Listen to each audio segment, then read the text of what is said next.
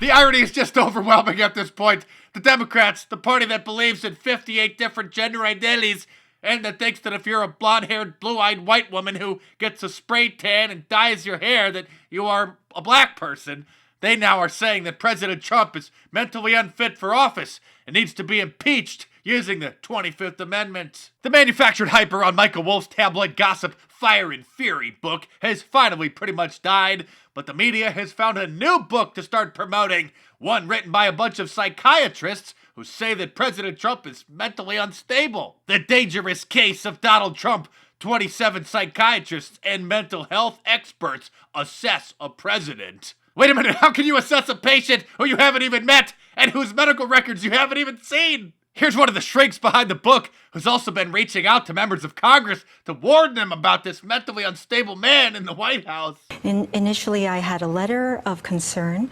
and then I had organized a conference to speak about the ethics of the duty to warn versus the duty to refrain from commenting on public figures. This woman, who looks like she just escaped from a high-security mental hospital, is the one who's trying to tell members of Congress that President Trump is the one who has issues. By the way, she's actually violating the American Psychiatric Association's code of ethics by, quote, diagnosing someone who she's never met, who is not a patient of hers, and in a public forum. You can't tell me with a straight face that this woman isn't the one who needs a psychiatrist. Here's another one of these doctors who contributed to this book being interviewed on CNN. This is Marvin E. Kwasnicki, and Mr. Kwasnicki, thank you so much. You've got your platform, sir. What do you have to say to America? Well, first of all, I want to thank you for having me on to speak with you and to be talking with you as we are now, and I thank you for the opportunity. Is it just me, or have the standards for the qualifications of the guests appearing on CNN been dropping dramatically over the last few years? I mean, what's next? Are they going to be interviewing Tickle Me Elmo? All right, and guess who's here? What? The monster himself. Hey, Elmo. You've got to be kidding me. Hello, Miss Erin. How are you? Well, I'm good. Your hair and makeup look very nice Oh, tonight. thank you. Well, Elmo doesn't have the hair. Elmo has fur. Fur. Fur. Yeah, nice soft fur.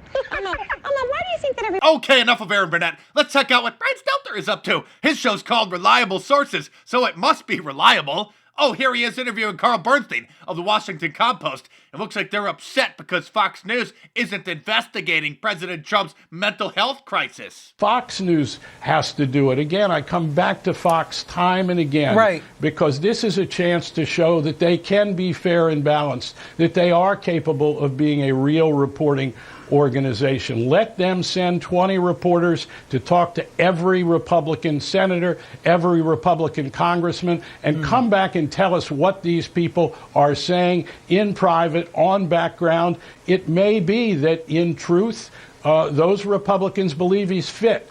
CNN is actually saying that Fox News is the fake news network because they're not investigating President Trump's mental illness. Oh wait, what's this? It's Alan Dershowitz, a liberal Democrat who voted against Donald Trump on Fox News, talking about the possibility of him being mentally unfit and the 25th Amendment being used to take him out of office. Let's tune in and have a listen. You know, there's only one thing worse than trying to criminalize political differences, and that's trying to psychiatrize them. These psychiatrists now who are trying to diagnose without ever having met the man, that's what they did in Russia. I represented dissidents who they locked up in mental hospitals. That's what they did in China. That's what they did in apartheid South Africa. How dare liberals, people on the left, try to undo democracy by accusing a president of being mentally ill without any basis. Look. But what about the 25th Amendment, Mr. Dershowitz? Can't the Democrats use that to impeach the president and remove him from the White House? The 25th Amendment requires the vice president